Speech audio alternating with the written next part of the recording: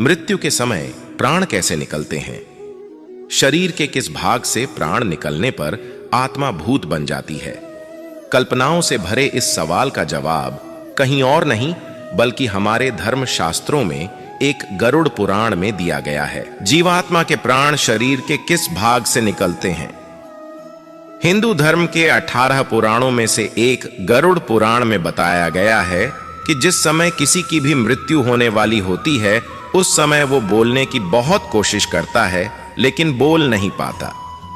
कहा तो ये भी जाता है कि बढ़ते समय के साथ उनकी बोलने सुनने की शक्ति खत्म होती जाती है और तो और उस समय शरीर से आत्मा निकलती है जिसे कोई और नहीं बल्कि खुद यमदूत पकड़कर यमलोक ले जाते हैं। इतना ही नहीं, मरते समय आत्मा शरीर के 9 द्वारों में से किसी से भी शरीर छोड़ सकती है। लेकिन सोचने वाली बात है कि आपकी शरीर की आखिर वह कौन सी जगह है?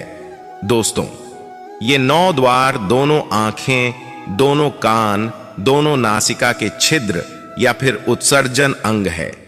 जिसने पूरा जीवन सिर्फ अपने और अपने परिवार के लिए ही सोचा हो, जन कल्याण नहीं किया और सिर्फ पैसे कमाने में ही लगा रहता है, उसके प्राण उत्सर्जन अंग से निकलते हैं। कहा जाता है कि ये वो लोग भी होते हैं जिनके मन में हमेशा गंदे विचार ही रहते हैं।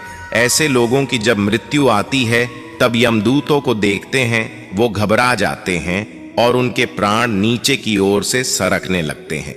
इसके बाद प्राण वायु नीचे के रास्ते से निकल जाती है। प्राण वायु के साथ अंगूठे के आकार का एक अदृश्य जीव निकलता है। यमराज के दूत उसके गले में बांस बांध देते हैं और अपने साथ यमलोक लेकर जाते हैं। इस तरह के मृत्यु पापी व्यक्ति की मानी जाती है।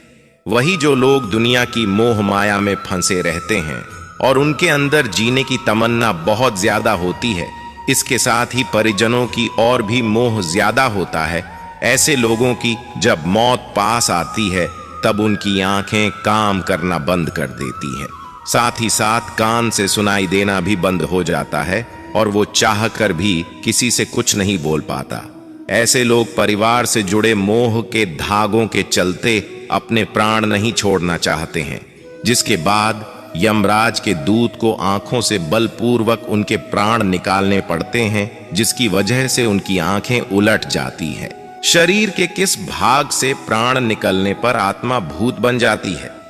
दोस्तों, गरुड़ पुराण में उन लोगों के मौत के बारे में भी बताया गया है जो आजीवन धर्म के रास्ते पर चलते हैं। आपने कई बार देखा होगा कि मौत के बाद कई शव के मुंह टेढ़े हो जाते हैं। बता दे, ऐसा उन लोगों के साथ होता है जिनके प्राण मुंह से निकलते हैं। इसको बहुत ही शुभ माना जाता है। इसके साथ ही इन लोगों को यमलोक में कष्ट नहीं भोगना पड़ते हैं। वही शास्त्रों में नाक से प्राणों का निकलना भी बहुत शुभ बताया गया है। गरुड़ पुराण के मुताबिक इस तरह से उन्हीं लोगों के प्राण निकलते हैं जिन्होंने परिवार में रहते हुए सारे फर्ज निभाए हो और मन को बैरागी बना लिया हो। वही अगर हम मौत से पहले की बात करें तो बता दे, उससे पहले आत्मा शरीर से निकलकर कुछ देर तक बेहोशी की हालत में रहती है। आत्मा को इस तरह लगता है जैसे कोई बहुत मेहनत करके थका हुआ हो और गहरी नींद में हो, लेकिन कुछ पल में यह अचेत से भी सचेत हो जाती है और उठकर खड़ी हो जाती है। और तो और जब शरीर से आत्मा निकलती है तब शरीर को कुछ समय तक कुछ पता ही नहीं चलता है कि वो केवल शरीर से अलग है।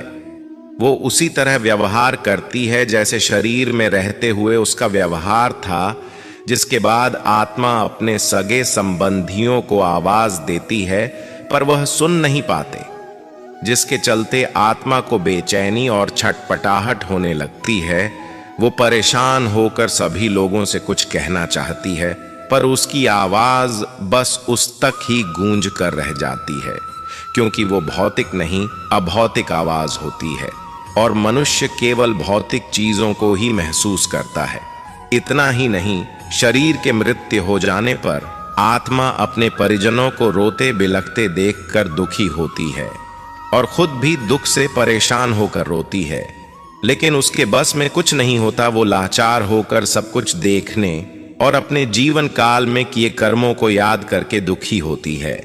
जिसके बाद यम के दूत आत्मा से कहते हैं कि चलो अब यहां से चलने का समय आ गया है, और उनके कर्मों के अनुसार उसे लेकर यम मार्ग और चल पड़ते हैं। मृत्यु के बाद का सफर।